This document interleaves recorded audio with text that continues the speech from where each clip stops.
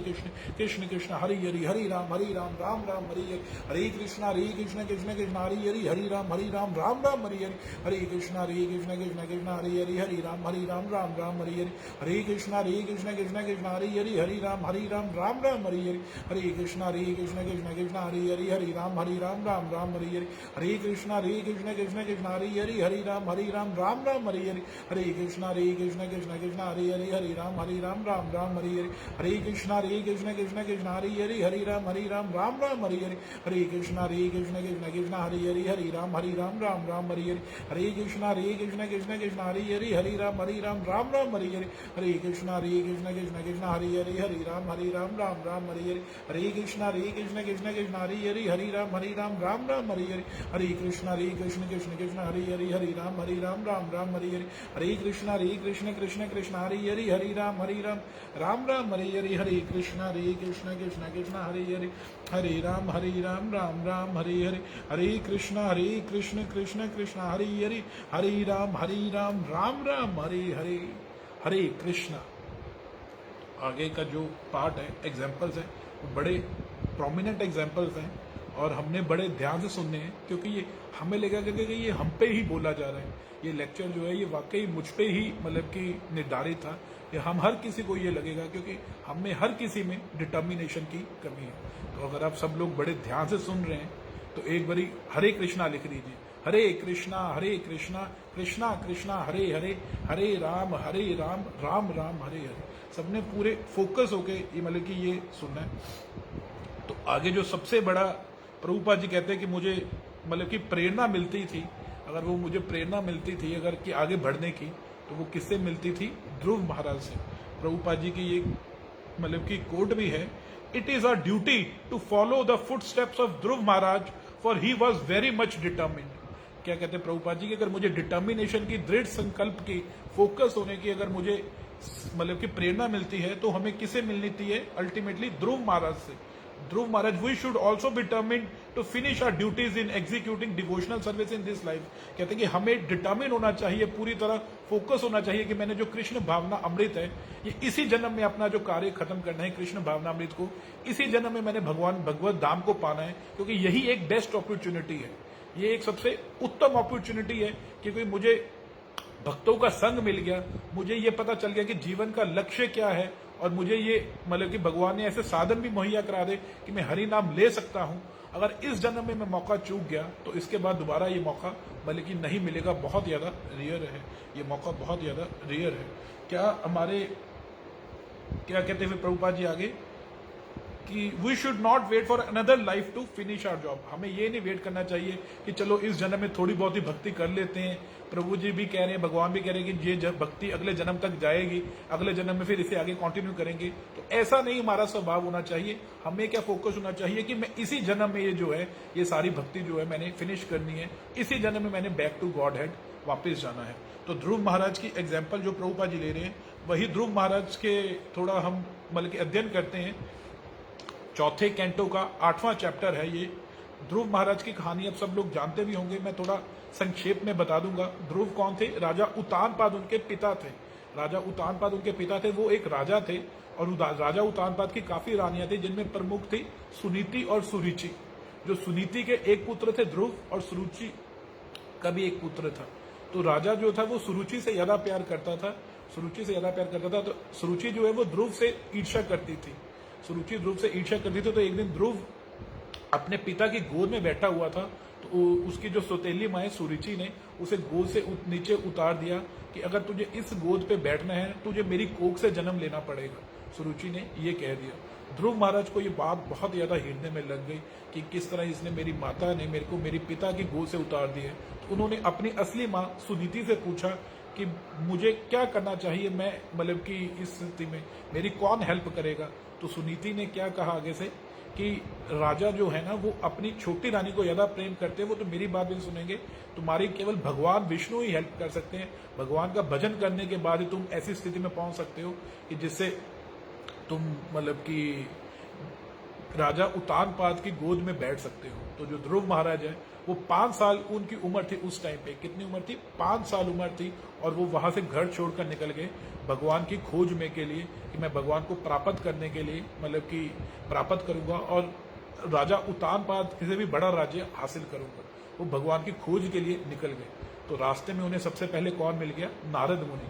तो नारद मुनि ने उन्हें क्या, पहले छोटे से बालक को देखे किस तरह उन्हें नारद मुनि ने उन्हें लॉजिकली भी समझाया, उन्हें डराया भी कि जंगल में बहुत शेर चीते हैं, तुम इधर तपस्या नहीं करोगे, वापस लौट जाओ। उन्हें लॉजिकली भी समझाया, टेक्निकली भी समझाया। लॉजिकली भी समझाया कि तुम बड़े छोटे हो, टेक्निकली समझाया कि इतनी चीजें तो हमें मतलब कि बर्दाश्त करनी पड़ेगी भौतिक जगत में, अगर किसी ने हमारी इंसल्ट कर दी। लेकिन ध्रुव महाराज फिर भी नहीं माने। तो वो हम मतलब कि अध्ययन करते हैं कि वो सारी चीजें ना हमसे रिलेटेड है। वो जो कारण, जो उन्हें कॉजेज या लॉजिक्स दे रहे हैं ना, जो नारद मुनि ध्रुव महाराज को वापस भेजने के लिए, वो बड़े लॉजिक्स हमसे रिलेटेड है। हरे कृष्णा कृष्णा कृष्णा हरे हरे, हरे राम राम राम हरे हरे। तो नारद मुनि ने ध्रुव महाराज को क्या कहा? महर्षि नारद ने ध्रुव से कहा, हे बालक, अभी तो तुम नन्हे बालक हो जिसकी आसक्ति खेल इत्यादि में रहती है, फिर तुम अपने सम्मान के विपरीत अपमानजनक शब्दों से इतने प्रभावित क्यों हो गए हो? तो नारद मुनि ने क्या समझा रहे कि अभी तो तुम छोटे बालक हो, तुम्हें तो खेल वगैरह में मतलब कि अपना खेल खेलने में खेलो, तुम क्या ये चक्रों में पड़ गए कि मेरी बेइज्जती हो गई या मेरी इंसल्ट हो गया, मेरा अपमान हो गया। उसी तरह हमें कौन कहते हैं? भौतिक लोग या जितने भी हमारे अराउंड लोग हैं, कि अभी ये कौन सी उम्र है तुम्हारी भक्ति करने की? जब तुम रिटायर्ड हो जाओगे, सारे कार्य छोड़ देंगे, मतलब कि सब कुछ जिम्मेवारी निभा लोगे, तब भक्ति करना। अभी क्या? अभी भक्ति करने की उम्र थोड़ी है, अभी तो तुम्हारी कमाने की उम्र है। अभी तो तुम्हें है कि तुम जितना से ज्यादा हो सके कमाओ, अपने घर वालों को सिक्योर करो, अपनी रिस्पॉन्सिबिलिटीज निभाओ। ये हमें भी अक्सर काफी लोगों को सुनने को मिलता है। तो नारद मुनि भी उन्हें इस तरह समझा रहे, भी तो तुम नन्हे बालक हो, तुम्हें अभी खेलने कमाने की क्या पड़ी हुई है।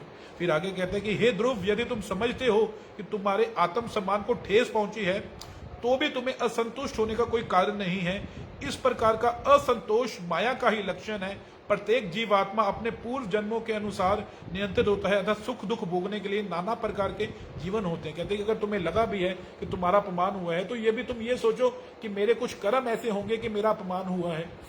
उसी तरह हमें क्या समझाया जाता है कि नहीं, अभी कोई भक्ति करने की जरूरत नहीं है। अभी क्या कहते हैं, ये जीवन भी जो है ना, ये भी भगवान का दिया हुआ ही जीवन है। तो तुम इसे अगर सही तरीके से अपनी गृहस्थी निभा लोगे, सही तरीके से अगर सारे कार्य करोगे, सही तरीके से अपने बच्चों का पालन पोषण करोगे, तो यही भक्ति है भगवान की। तो लॉजिकली भी हमें ये कन्विंस किया जाता है बहुत बार कि नहीं नहीं, यही भक्ति है। तुम अपना बिजनेस सारा देखो सही तरीका से, तुम्हें बिजनेस मैन बनना है, तुम्हें बिजनेस को आगे बढ़ाना है, यही सही मायने में भक्ति है। ये चीजों छोड़ो, भक्ति अलग से जाके कि मैं भगवान का भजन करूंगा, सुबह उठ के माला करूंगा, सारा प्याज लहसन छोड़ के खाना खा के भगवान को भोग लगे खाना खाऊंगा, ये सारी चीजें छोड़ो। इसी तरह हमें भी ये लॉजिक्स दिए जाते हैं।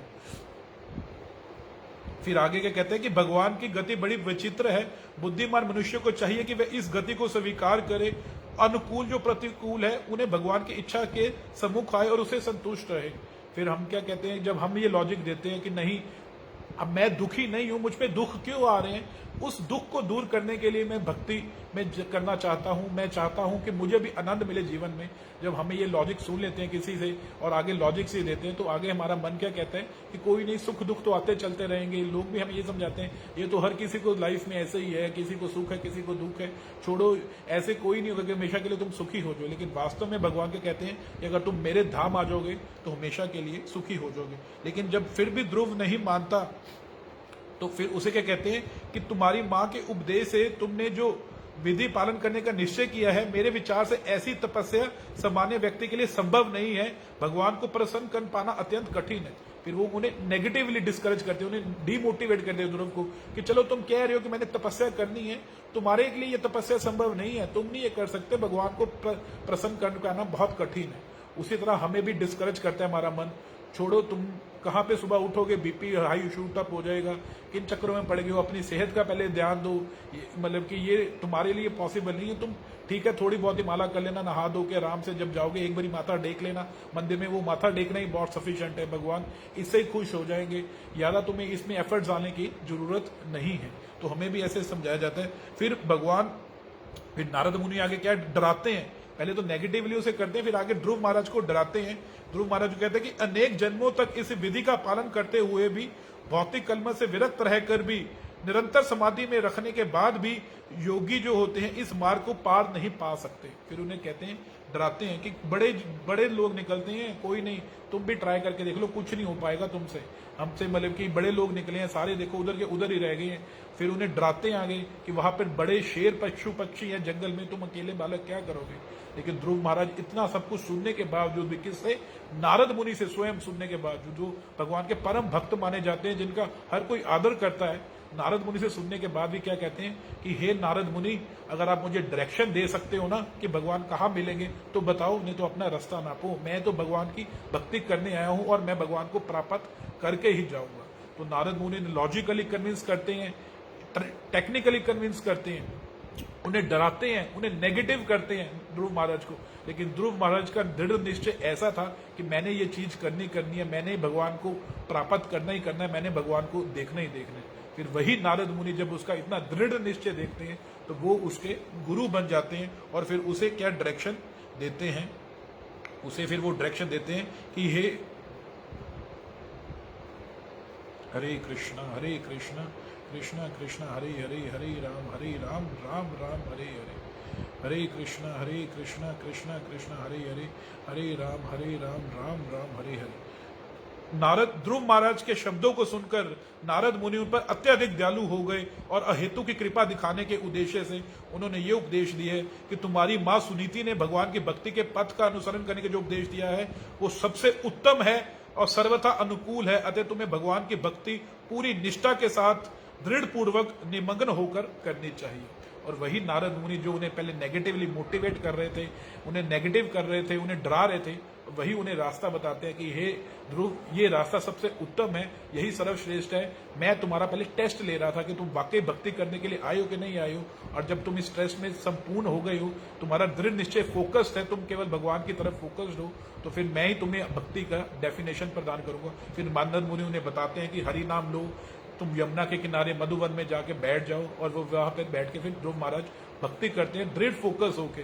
पहले वो खाना पीते भी हैं, धीरे धीरे वो खाना पीना भी छोड़ देते हैं, केवल भगवान के नाम पर ही निर्भर रहते हैं। कहने का मतलब यहाँ है, अगर हमारा फोकस दृढ़ होगा, हमारा फोकस अगर होगा कि हमने करना ही करना है, तो सारी चीजें हमारे अनुकूल कर देंगे भगवान हमारी सारी चीजें, सारी परिस्थितियों को हमारे अनुकूल कर देंगे। वही चीज जो है ना, भगवान किसी न किसी रूप में हमारी सहायता देना शुरू कर देंगे। पहले भगवान हमारे को टेस्ट लेते हैं कि भाई हमारा फोकस है कि नहीं है, हम डिटर्मिन्ड है कि नहीं है, हम वाकई में भक्ति करना चाहते हैं कि सिर्फ नौटंकी करने के लिए आए, कि सिर्फ नौटंकी करने के लिए। प्रभुपाद जी एक इसके विषय में कहानी अक्सर बताते थे, एक कहानी बताते थे कि एक चिड़िया होती थी, एक चिड़िया ने ना समुद्र के किनारे अंडे दे दिए, और वहां पर समुद्र की लहरें आई और समुद्र की लहरों ने क्या किया, उन अंडों को बहाकर समुद्र में ले गई। जब चिड़िया वापस आई, चिड़िया ने देखा मेरे अंडे नहीं है, और उसे देखा कि लहरें अंडे मेरे वापस ले गए हैं, लहरें जो है मेरे अंडों को वापस ले गया, तो वो बड़ी ज्यादा क्रुद्ध हो गई।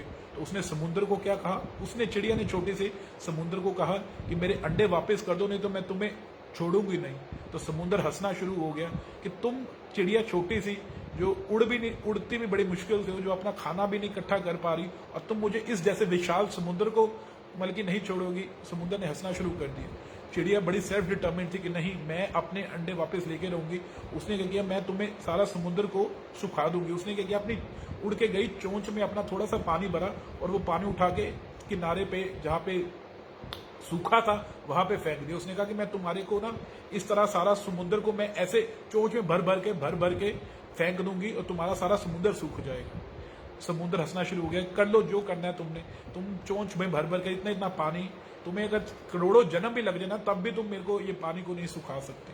लेकिन जो स्पैरो थी ना, वो दृढ़ निश्चय थी, वो सारा दिन यही लगी रही, पानी उठाती चोंच से फेंक देती, पानी उठाती चोंच से फेंक देती। उस मतलब कि स्पैरो की जो उस चिड़िया की ना पूरे विश्व में मतलब की बात फैल गई कि चिड़िया की इतना सेल्फ डिटर्मिनेशन है कि वो समुद्र को सुखाने के लगी है। ये बात जब पहुंची गरुड़ महाराज तक, भगवान गरुड़ जो विष्णु भगवान के कैरियर हैं, जो भगवान जिन पे उड़कर जाते हैं, गरुड़ महाराज तक ये बात पहुंची। गरुड़ महाराज ने जब चिड़िया का डिटर्मिनेशन देखा तो बड़ा उन पे दया आ गई, और गरुड़ महाराज उड़कर आए। उन्होंने समुद्र से कहा कि अगर तुमने इसके अंडे वापस नहीं किए तो मैं तुम्हें वास्तव में सुखा दूंगा। जब समुद्र ने गरुड़ महाराज की ये बात सुनी तो वो बड़े डर गए कि ये तो भगवान गरुड़ आ गए हैं और अगर ये चाहेंगे तो ये वास्तव में ही हो जाएगा। तो उसने समुद्र ने अंडे वापस कर दिए। तो यही प्रभुपाद जी इस कहानी के माध्यम से समझाना चाहते हैं।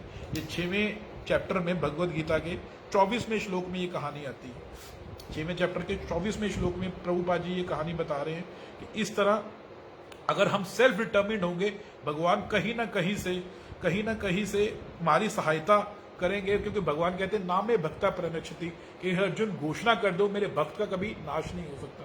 पहले भगवान हमारा टेस्ट लेंगे कि ये वाकई में इसके अंदर दृढ़ निश्चय है कि नहीं है, और जब दृढ़ निश्चय होगा ना, भगवान अनुकूल सारी स्थितियां कर देंगे। फिर क्या इसमें प्रभुपाद जी कहते हैं गरुड़ ने तुरंत समुद्र से कहा कि उसके अंडे लौटा दे, नहीं तो उसे स्वयं आगे आना पड़ेगा। इस तरह समुद्र ने मतलब कि उसके अंडे लौटा दिए। इसी प्रकार योग विशेषता कृष्ण भावनामृत में भक्ति योग अत्यंत दुष्कर प्रतीत हो सकता है। कहते हैं प्रभुपाद जी कहते हैं कि हमें भी लगता है कि हम कहां से भक्ति को, माया को काबू कर सकते हैं। हम माया को काबू नहीं कर सकते, ये हमें बड़ा मुश्किल है। हमें बड़ा मुश्किल लगेगा कि हम भी माया को काबू कर सके, हम भी सुबह डेली बेसिस पे उठ सके कि हाँ मैं डेली बेसिस पे भक्ति कर सकूं, अपनी इंद्रियों की कंट्रोल कर सकूं। ये हमें जिस तरह चिड़िया को लगा था कि समुद्र को कैसे सुखा पाएगी, उस तरह हमें भी लगेगा ये कैसे सुखा पाएंगे। लेकिन आगे प्रभुपाद जी कहते हैं किंतु जो संकल्प के साथ नियमों का नियमित पालन करता है, जो पूरे दृढ़ संकल्प के साथ कि मैंने करना ही करना है, जो मर्जी हो जाए, ये केन प्राक्रेन, जैसे तैसे कैसे मैंने सुबह उठना ही उठना है, मैंने अपनी साधना करनी ही करनी है, मैंने फोकस रखना ही रखना है कृष्ण भावनामृत पे, तो भगवान निश्चित रूप से उसकी सहायता करते हैं। क्योंकि अपनी सहायता जो आप करते हैं, भगवान भी उनकी सहायता करते हैं। Those who help themselves God help those who help themselves. तो ये प्रभुपाद जी तात्पर्य में लिख रहे हैं। तो अल्टीमेटली कहने का यही भाव है कि पहले भगवान हमारा डिटर्मिनेशन देखते हैं। अगर हमारे अंदर डिटर्मिनेशन नहीं होगा, ध्रुव जैसा, कि जो मर्जी दुनिया हमें डराए, हमारा मन हमें डराए, हमने सिर्फ यही देखना कि मुझे कृष्ण भावनामृत को अपनाना ही अपनाना है, डेली की साधना करनी है।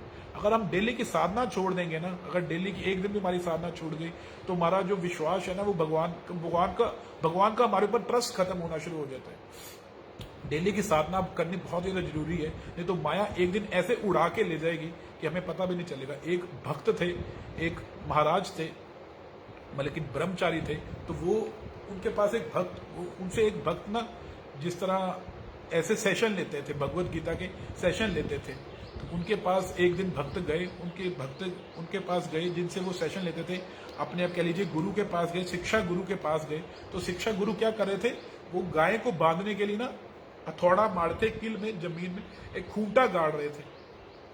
तो शिक्षा गुरु से उसने पूछा, उस व्यक्ति ने पूछा कि प्रभु जी, आप डेली एक ही चीज बताते हैं, भगवान की भक्ति करनी चाहिए, माला करनी चाहिए, जन्म मृत्यु के चक्कर से हमें निकलना चाहिए। हरे कृष्णा, अगर सब लोग ध्यान से सुन रहे हैं तो एक बारी हरे कृष्णा लिख दीजिए, क्योंकि ये बड़े इंपॉर्टेंट एस्पेक्ट्स हैं हमारी डिवोशनल लाइफ के। तो इसके लिए फोकस होना, कंसंट्रेशन होना बहुत ज्यादा जरूरी है। हरे कृष्णा कृष्णा कृष्णा हरे हरे, हरे राम राम राम हरे हरे। जगत गुरु शीला प्रभुपाद की जय। हरे कृष्ण। तो वो क्या कर रहे थे, खूंटे गाड़ रहे थे, ऐसे गाड़ रहे थे, मतलब कि हथौड़ी से खूंटा गाड़ रहे थे।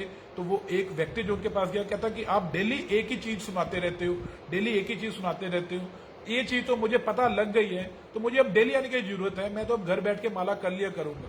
तो वो ब्रह्मचारी क्या करता रहा, थोड़ा मारता रहा। तो उसने सोचा शायद ये बिजी है काम में, चलो मैं इसे बाद में पूछ लूंगा। वो 5 मिनट बाद फिर आया कि कहा कि प्रभु जी, मेरा क्वेश्चन है कि मेरे को डेली आने की क्या जरूरत है, ये डेली सुबह उठने की क्या जरूरत है? आपने बता दिया, आप कह रहे हो कि कथा अटेंड करो, कथा डेली अटेंड करो, डेली कथा अटेंड करने की क्या जरूरत है?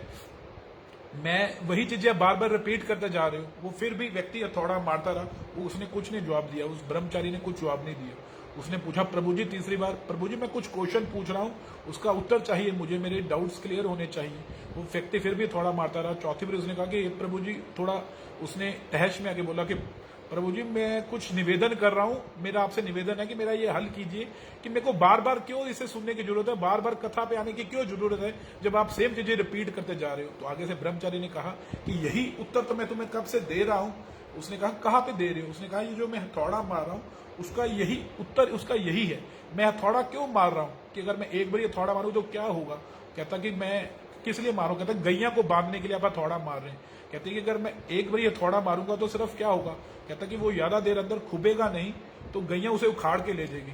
गैया उस किल को ही उखाड़ के ले जाएगी जब भी वो थोड़ी सी पावर में आएगी।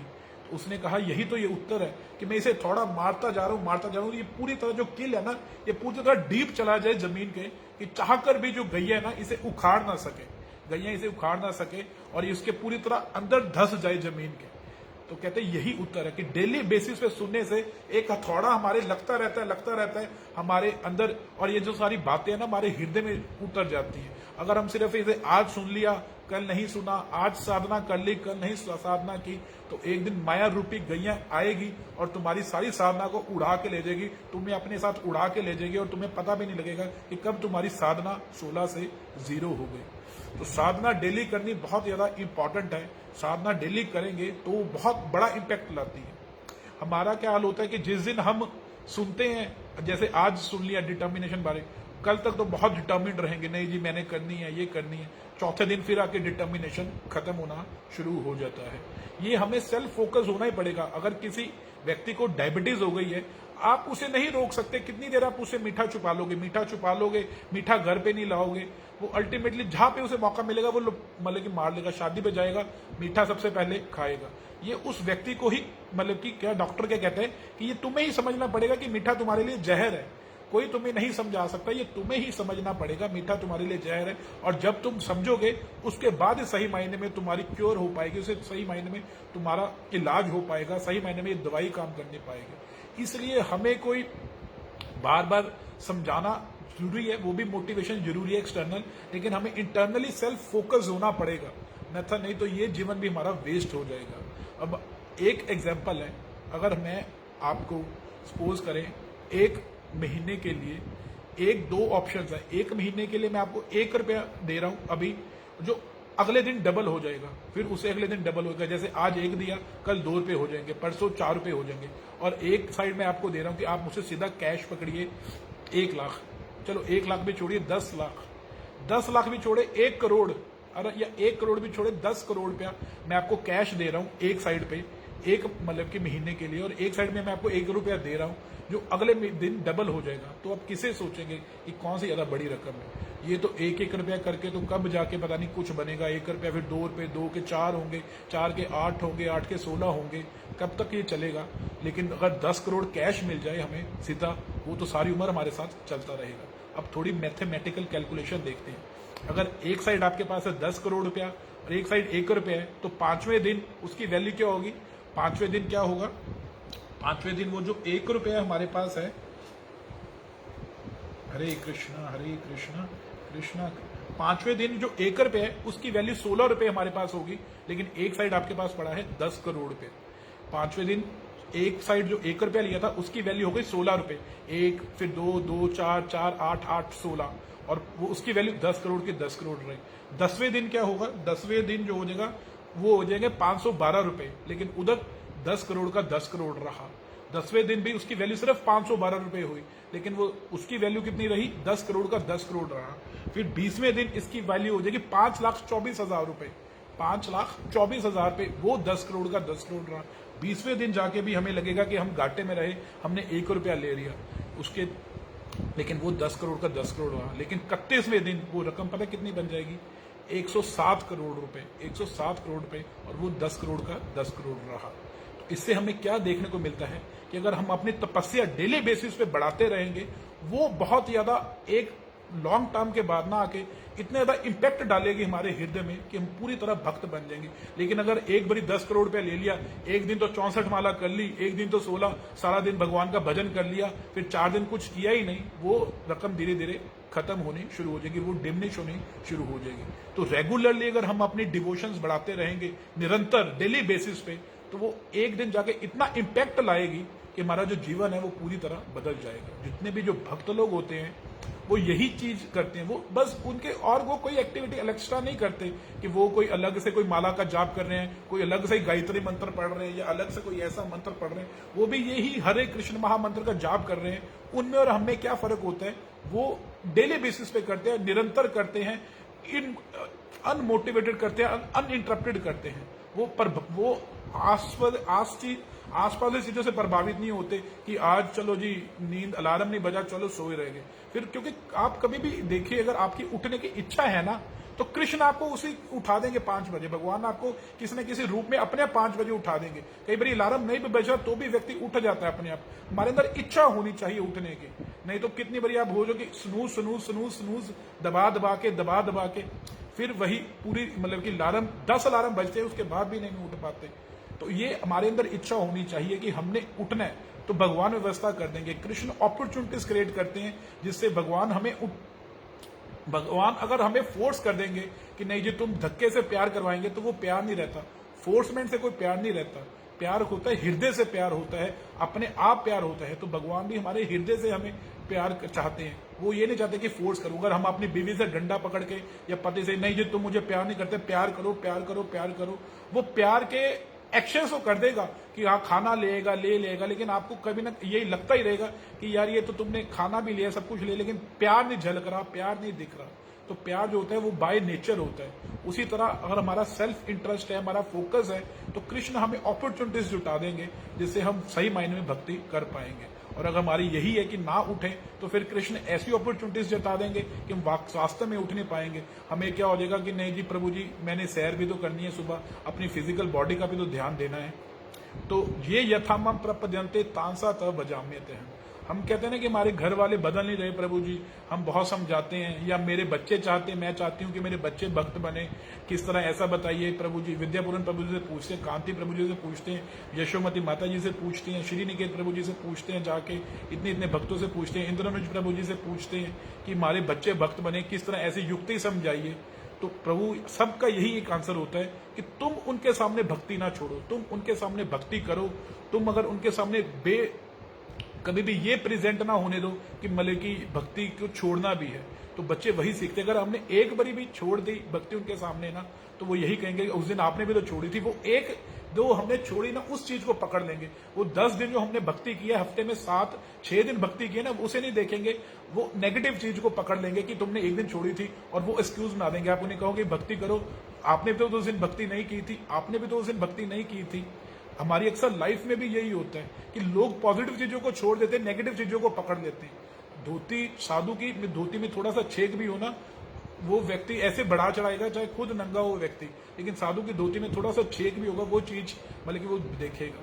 सारे शरीर साफ है, एक जगह पर जख्म है घुटने पर, मक्खी सारे शरीर छाप को छोड़ देगी लेकिन उस जख्म पे आके बैठेगी। तो भौतिक लोग जो होते हैं ना, वो मक्खी की तरह होते हैं, वो आपकी नेगेटिव चीजों को देखेंगे, और जिस दिन वो देख लेंगे कि ना कि इसकी साधना छूट गई है, वो ही चीजों को पकड़ लेंगे। हमारी भी ऐसे ही आंखें हैं, हम ये देख लेते हैं कि गुरु महाराज आज मंगल आरती पे नहीं आए, या फिर ये देखो जी गुरु महाराज भी ये कर रहे हैं या वो कर रहे हैं, ये भक्त भी तो टीवी देख रहे हैं। हम वो चीज को पकड़ लेते हैं, लेकिन ये नहीं देखते उन्होंने तो अपनी लाइफ ही डेडिकेट कर दी कृष्णा कॉन्शियसनेस में, वो उन्होंने अपना सारा जीवन ही डेडिकेट कर दिया कृष्णा कॉन्शियसनेस में।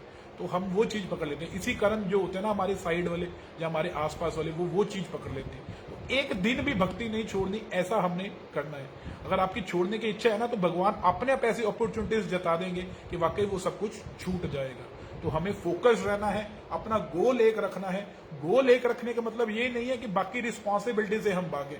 रिस्पॉन्सिबिलिटी से भागने का मतलब है कि हम प्रभुपाद जी पे, इस्कॉन पे या कृष्णा भावनामृत पे कलंक लगा रहे हैं। लोग फिर यही कहेंगे ये भक्त, ये तुम्हारे गुरु ने तुम्हें सिखाया, ये तुम्हारे आचार्यों ने तुम्हें सिखाया, ये कृष्णा भावना में तुम्हें सिखाती है कि अपनी जिम्मेवारियों से भागो। जिम्मेवारी हमें इक्वली निभानी है, लेकिन उन्हें किसी तरह इंटीग्रेट करना है कि किसी तरह हमारी जो क्या कहते हैं जो कृष्ण भावनामृत है वो भी चलती रहे और जिम्मेदारियां भी सही तरीके से चलती रहे। अब क्वेश्चन आता है कि ये चीज कैसे पॉसिबल होगी। फिर वही बात आ जाती है कि ये चीज तभी पॉसिबल होगी अगर हम फोकस हैं, तो भगवान हमें बुद्धि देंगे। भजताम प्रीति पूर्वकम ददामी बुद्धि योगम तम।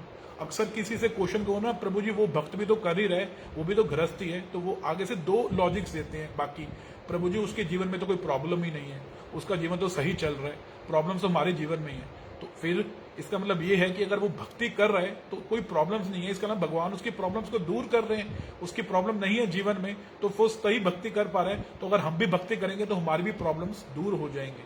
तो फल वो भी तो फिर एक पॉइंट है ना, वो पॉइंट नहीं हम पकड़ते कि अगर उसके जीवन में कोई प्रॉब्लम नहीं है तो इसका मतलब भगवान की कृपा है, भगवान अपने आप सारी प्रॉब्लम्स दूर करेंगे जिससे वो भक्ति कर पाएंगे। भक्ति कर पा रहा है तो हमारे साथ भी फिर ऐसा ही होगा। भगवान तो कहते हैं समा सर्वेषु भूतेषु, मैं सबके लिए एक जैसा हूं। और अगर हम कहते हैं कि वो टाइम निकाल पा रहा है, वो भक्त है, तो वो भी तो फिर टाइम निकाल पा रहा है। अगर वो टाइम निकाल पा रहा है तो हम क्यों नहीं टाइम निकाल सकते? हम भी टाइम निकाल सकते हैं, हम भी इंटीग्रेट कर सकते हैं। हमारे अंदर आप ही इच्छा नहीं है। जब तक हम फोकस नहीं होंगे, ये बार बार मैं रिपीट इसलिए कर रहा हूं क्योंकि ये बहुत ज्यादा जरूरी है। जिस तरह वो खूंटा मार रहा था उसी तरह ये भी बार बार हमारी चीज दिमाग में बैठ जानी चाहिए। जब तक हम नहीं करना चाहते ना, कोई कुछ नहीं करा सकता। जब तक हम उठेंगे नहीं, हम भक्ति सुबह रेगुलरली अपनी साधना नहीं करेंगे, दुनिया के भगवान चाहे धरा पर आ जाए वो हमें चेंज नहीं करवा सकते। वही भगवत गीता धृतराष्ट्र ने सुनी, वही अर्जुन ने सुनी। धृतराष्ट्र का फिर मुंह वैसे का वैसे बना रहा, लेकिन अर्जुन का मुंह दूर हो गया। क्यों? वही भगवत गीता सेम भगवान के मुख से सुनी, क्योंकि धृतराष्ट्र खुद ही बदलना नहीं चाहता था। तो अगर हम खुद ही बदलना नहीं चाहते, खुद ही अपने अंदर चेंजेस नहीं लाना चाहते, तो भगवान भी चाहे तो भी कुछ नहीं हो पाएगा। और अगर हम खुद चेंजेस लाना चाहते हैं तो भगवान की कृपा से ही सारे चेंजेस हमारे जीवन में हो जाएंगे। तभी भगवान कहते हैं 6वें अध्याय के 24वें श्लोक में कि मनुष्य को चाहिए कि दृढ़ संकल्प तथा श्रद्धा के साथ इस योगाभ्यास में लगे और इस पथ से विचलित ना हो। भगवान बार बार इंस्ट्रक्शन देते हैं कि दृढ़ विश्वास के साथ और दृढ़ संकल्प के साथ इसे लगे। उसे चाहिए कि मनोधर्म से उत्पन्न समस्त इच्छाओं का त्याग दे। जो हमारा मनोधर्म कहता है ना, चलो प्रभु जी लेक्चर तो बाद में भी लाइव रहना ही है, फेसबुक पे बाद में सुन लेंगे, प्रभु जी माला सारा दिन तो पड़ा ही है, सारा दिन बाद में कर लेंगे, सुबह जल्दी उठने की क्या जरूरत है। ये हमारे मनोधर्म है, हमारे अपने मन से हमने धर्म बनाए हुए हैं, जबकि हमें आचार्यों के मुताबिक चलना है। अपने मनोधर्मिक अगर सिद्धांत बनाएंगे ना, अपने मुताबिक चलेंगे तो हम मनमुखी बन जाएंगे। मन की सुनेंगे तो मंकी बन जाएंगे। मन की जो हमेशा मंकी करता है, एक डाल से दूसरी डाल तक, एक डाल से दूसरी डाल पर ऐसे ही सारी उम्र गुजार देता है। मन की सुनेंगे तो मंकी बन जाएंगे। इसलिए हमने गुरु की सुननी है। गुरुमुख, गुरबानी भी बताना, गुरुमुख बनो, मनमुख ना बनो, मन की ना सुनो, गुरुमुख बनो। तो उसी तरह हमने अपने मुताबिक रूल्स नहीं निकालने कि मैं शाम को भी भक्ति कर लूंगा, क्या फर्क पड़ता है, सुबह का भी दिन है, शाम को भी भक्ति कर ही सकते हैं। नहीं जी, मैं तो बाद में भी सुन लूंगा। सुबह फोकस, स्नूज, जहां पे हमने स्नूज कर दिया ना अलार्म को, वहां पे माया ने हमें बोल्ड कर ही दिया, समझिए। तो हमें अपने मनोधर्म से अपनी इच्छाओं को त्याग देना चाहिए और मन को, अपने इंद्रियों को वश में करके दृढ़ संकल्प से योगाभ्यास पर चलना चाहिए। 6वें अध्याय का 24वां श्लोक। फिर आगे क्या कहते हैं भगवान? हरे कृष्णा। अगर सब लोग ध्यान से सुन रहे हैं तो एक बारी हरे कृष्णा लिख दीजिए। हरे कृष्णा कृष्णा कृष्णा हरे हरे, हरे राम राम राम हरे हरे, हरे कृष्णा कृष्णा कृष्णा हरे हरे, हरे राम राम राम हरे हरे। फिर आगे भगवान क्या कहते हैं? धीरे धीरे कर्मशः पूर्वक, विश्वास पूर्वक, बुद्धि के द्वारा, दृढ़ संकल्प के द्वारा समाधि में स्थिर होना चाहिए और कुछ नहीं सोचना चाहिए। क्या कहते हैं भगवान की धीरे धीरे क्या होगा? तुम्हें अपने आप उसमें रुचि आनी शुरू हो जाएगी। अभी हमें टेस्ट नहीं आ रहा, नहीं आएगा भी नहीं। इतने जन्मों से हम पाप कर रहे हैं, एकदम हमें टेस्ट कैसे आ जाएगा? अगर हम किसी को टेम्परेचर हो जाए, बुखार हो जाए, तो टेस्ट चला जाता है। कोरोना में भी टेस्ट चला जाता था, धीरे धीरे फिर वो टेस्ट डेवलप होता है। अभी कितनी चीजें ऐसी है जो हम नहीं चाहते, नहीं करना चाहते, फिर भी वो कर रहे हैं। हम डाइटिंग, जब फिजिकल फिटनेस के लिए डाइटिंग नहीं करना चाहते, फिर भी करनी पड़ रही है हमें। जब इतनी गर्मी में माता लोग हैं, जो गृहिणियां लोग हैं, वो खाना बनाना नहीं चाहती दोपहर को, इतनी गर्मी में किचन में आग के पास खड़े होना, इतना टेम्परेचर है 40 डिग्री, पंखा भी नहीं चलना, आग के पास खड़ा होना, फिर भी वो करना पड़ता है क्योंकि हमारी जिम्मेवारी है। तो करते ही है ना। ये तो नहीं है कि रोज कहते थे आज रोज मैं खाना नहीं बनाऊंगी, कभी कभार वंस इन ब्लू मून चलो हो गया।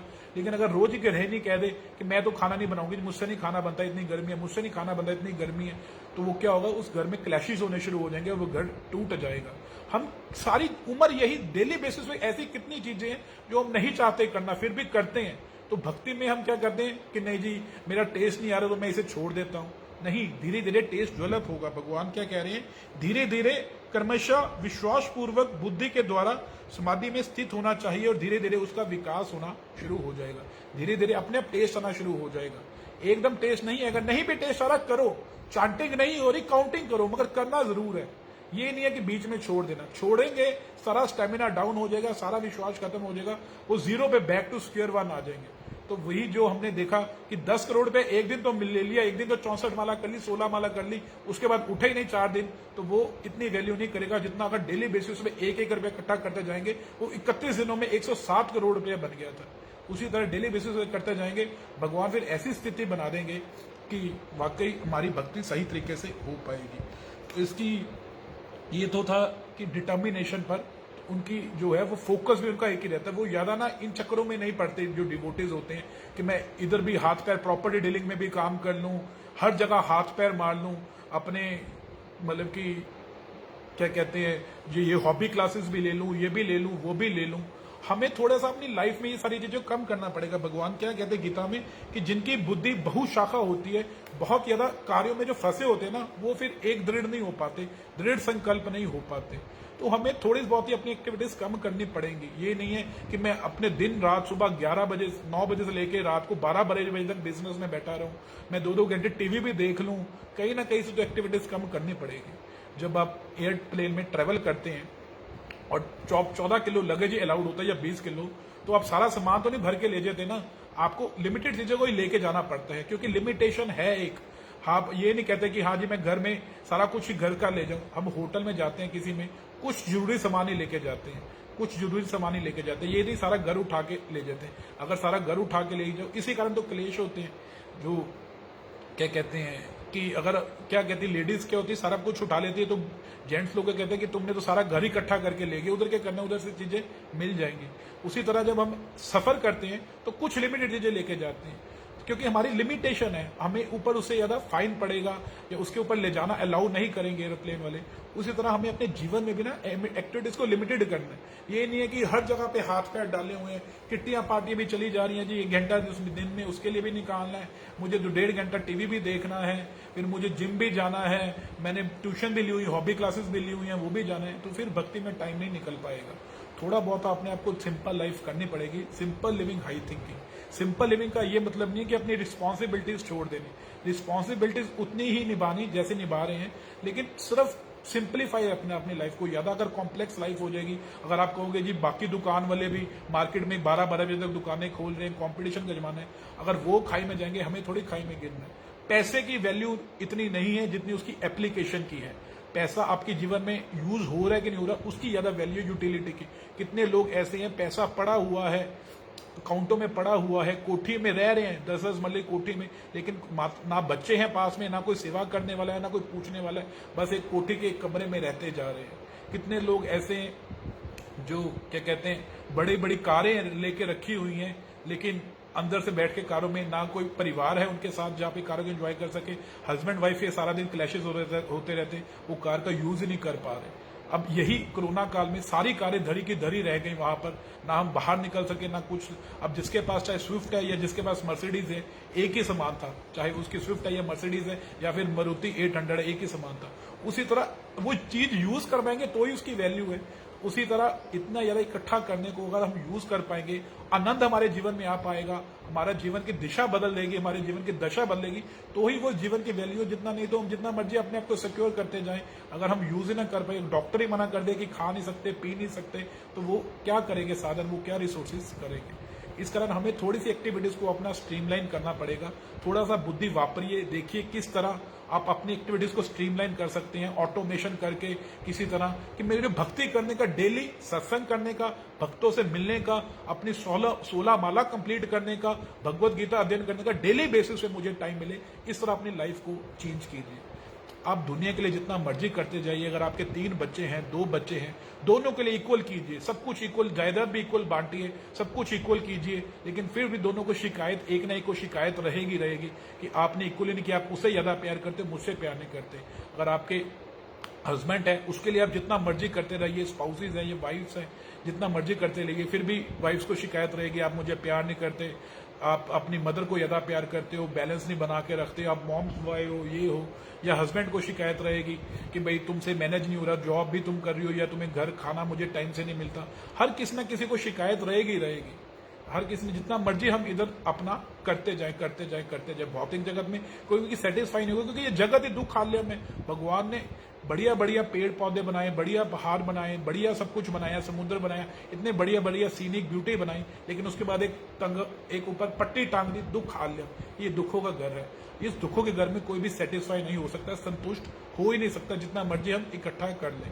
इसलिए अपने आप को थोड़ा सा हमें अपनी लाइफ को चेंज करना पड़ेगा। जब घर में कोई बीमारी आती है तो डॉक्टर की हेल्प लेते हैं कि नहीं लेते? लेते हैं। जब घर को बनाना हो तो इंटीरियर डिजाइनर की हेल्प लेते हैं ना, कि किस तरह बढ़िया बना सकें। तरखान को बुलाते कि नहीं बुलाते? कारपेंटर को बुलाते कि नहीं बुलाते? अपने आप तो नहीं लग जाते कि मैं ही अपने आप काम कर लूंगा। जब घर में कोई पानी की समस्या आती है तो प्लम्बर को बुलाते ही बुलाते हैं ना, बुलाते हैं, उसे गाइडेंस लेते हैं। तो ये इतनी बड़ी जो समस्या है, जीवन मृत्यु जन्म व्याधि, इसमें किसी से कोई गाइडेंस ही नहीं लेनी, किसी से कुछ पूछना ही नहीं, तो वो अपने आप ही सब हम सॉल्व कर लेंगे, वो चीज नहीं हो पाएगी। हमें किसी भक्त से परामर्श लेना पड़ेगा, किसी भक्त को ना बुलाना पड़ेगा कि हे प्रभु आप बताइए कि मैं जीवन को किस तरह मतलब कि अपने ज्ञापन करूं, किस तरह अपने जीवन को मोल्ड करूं कि मेरा दृढ़ फोकस हो पड़े। उस भक्त को ना कोई ऐसा निष्ठावान भक्त पकड़ो जिसे आप अच्छी तरह जानते हैं, जो शुद्ध भक्त है, जैसे विद्यापूरन प्रभु जी हो गए, कांति प्रभु जी, उन्हें अपनी पूरी पावर ऑफ अटॉर्निटी दे दो, पावर ऑफ अटॉर्निटी दे दो कि हे प्रभु जी ये मेरी को आप चाहे मार के पीट के जैसे मुझसे भक्ति कराइए, आपको मैं पूरी पावर ऑफ अटॉर्निटी देता हूं, आप जो कहेंगे मैं मानता हूं। जब तक एक शुद्ध भक्त आपकी लाइफ में निरंतर नहीं आएगा ना, अगर हम भागते रहेंगे ना भक्तों में भी, कभी इसे पकड़ लिया, कभी उसे पकड़ लिया, कभी इसे पकड़ लिया, कभी उसे पकड़ लिया, तो भी हम मतलब कि प्रोग्रेस नहीं कर पाएंगे। ज्ञान सबसे लेना चाहिए, लेकिन एक ना एक शुद्ध भक्त को, गुरु को पकड़ना पड़ता है।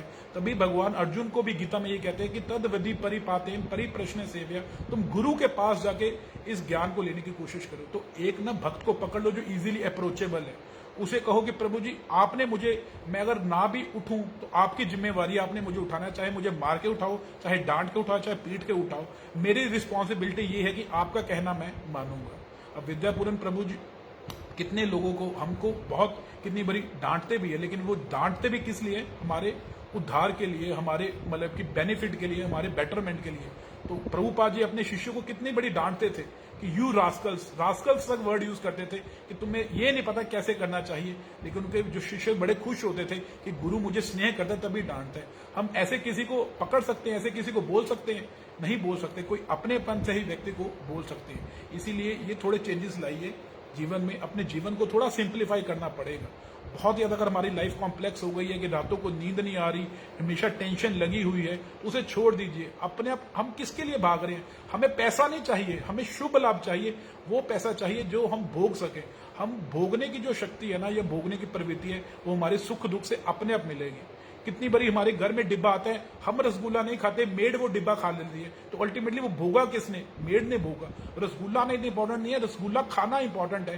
सुख आना या पैसा आना इंपॉर्टेंट नहीं, सुख भोगना बहुत इंपॉर्टेंट है। और वो भोग जो है ना, वो हमारे कर्मों के बेस पे ही चलेगा।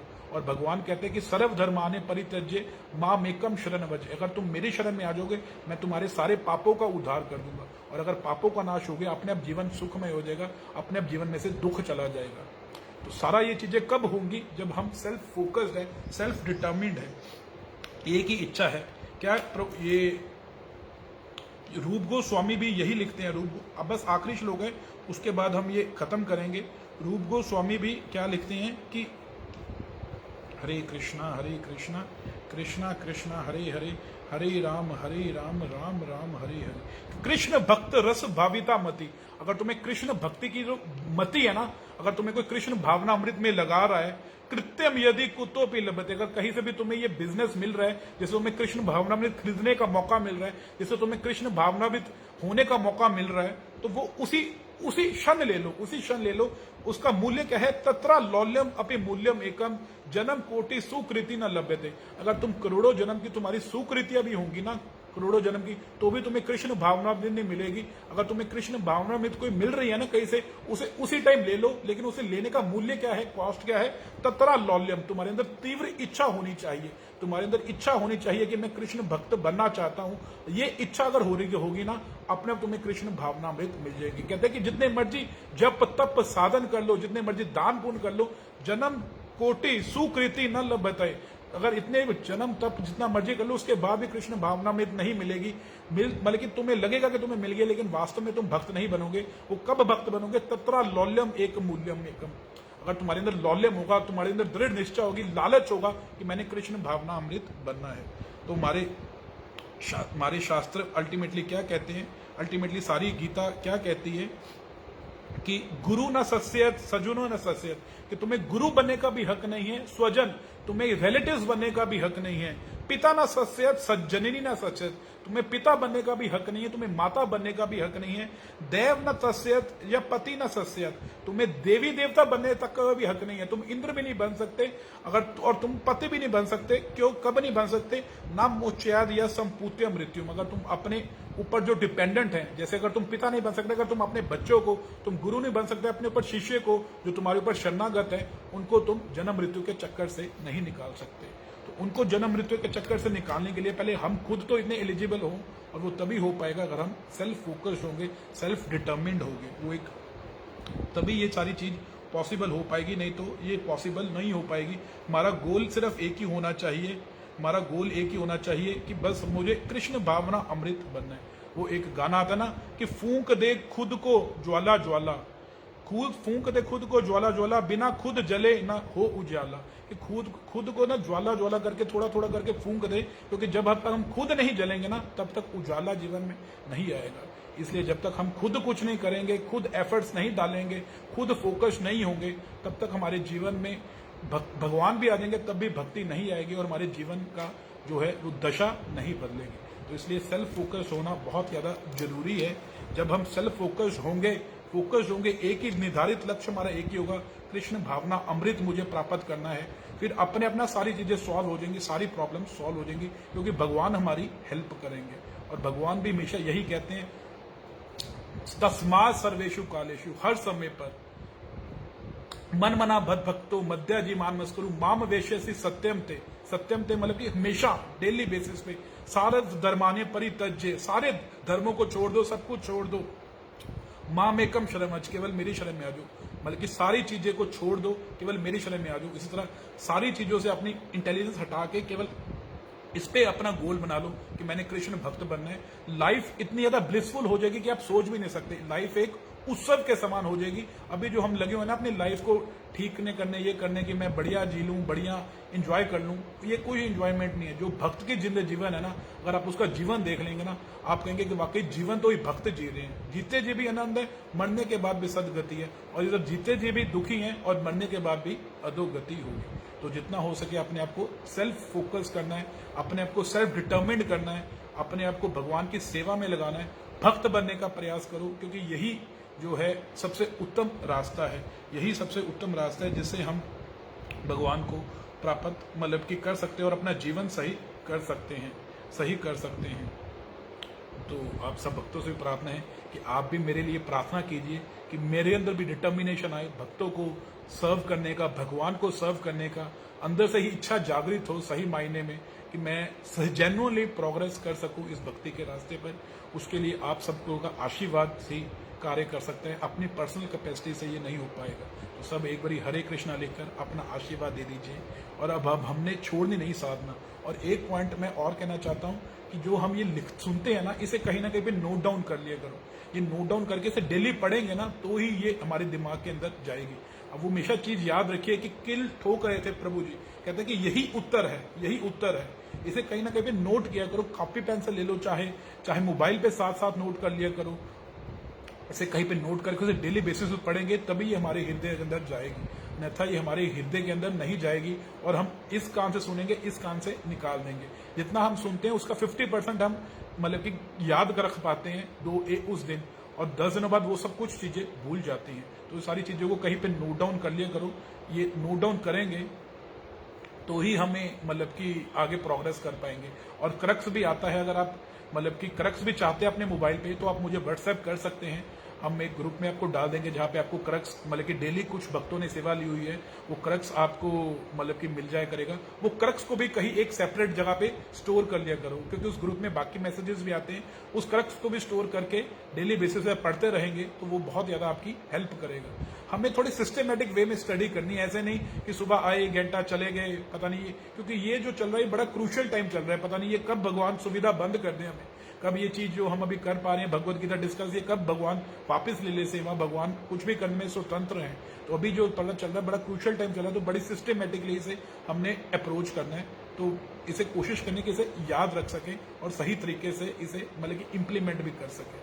आप सबका बहुत बहुत धन्यवाद। वांछा कल्प तरु बेसा कृपा सिंधु भय बचो पतिता नाम पावने भ्यो वैष्णव भ्यो नमो नमः। अनंत कोटि वैष्णव वृंद की जय। जगत गुरु शिला प्रभुपाद की जय। तो 10 करोड़ अपने पास नहीं रखने, 107 करोड़ बनाने अपनी रकम को 1 रुपए से शुरू करके, बल्कि डेली बेसिस पे माला करके। ये नहीं कि एक दिन 16 माला कर ली 2 दिन उठे ही नहीं। हरे कृष्ण। आप सबका बहुत बहुत धन्यवाद। जगत गुरु शिला प्रभुपाद की जय। हरे कृष्ण।